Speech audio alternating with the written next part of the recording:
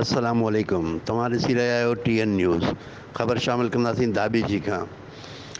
दाबे जी आल पाकिस्तान मरी इताद पारां सकरन पुलिस जी ज़्यादतियुनि ख़िलाफ़ एहतियाजी मुज़ाहिरो कयो वियो। इन मौक़े ते आल मरी इताद ज़िले ठटे जे सदर मीर मलूक मरी, कुर्बान अली मरी, नज़र बख्श मरी ऐं ॿियनि चयो त सकरन पुलिस जे SHO असगर ऐवान बिना जवाज़ कुर्बान मरी मथां कूड़ो केस दाख़िल करे ॿ मासूम नींगरनि फरहान उमर ऐं फैसल उमर खे खंभे गुम करे छॾियो आहे। एहतजाज जी अज पूरे पाकिस्तान में एहतजाज है। असां हिते ज़िला ठठे में एहतजाज क्यों पिया। असां आला अख्तियारनि के अपील कयूं था ऐं मुतालबो कयूं था तो कुर्बान अली मरी सां इंसाफ़ कयो वञे ऐं उनजे घर जी जेको घेरो आहे मुआसिरो मरी सां ॻाल्हायूं था कि मलूक मरी हाणे ॻाल्हायो कि कुर्बान मरी के गिरफ़्तार कयो, जाली कूड़नि सां FIR ठाहे गिरफ़्तार कयो। उनजो मुनासिब निकाला गया है।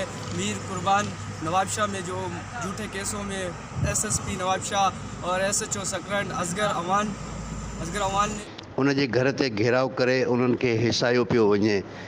हिननि खे बाअसरनि जी सरपरस्ती हासिल आहे।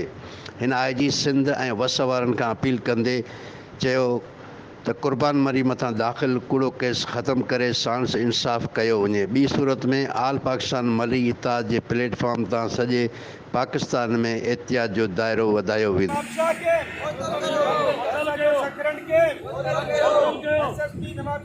कैमरामैन टीम सां गॾु शाहिद समूह TN न्यूज़ दाबे जी।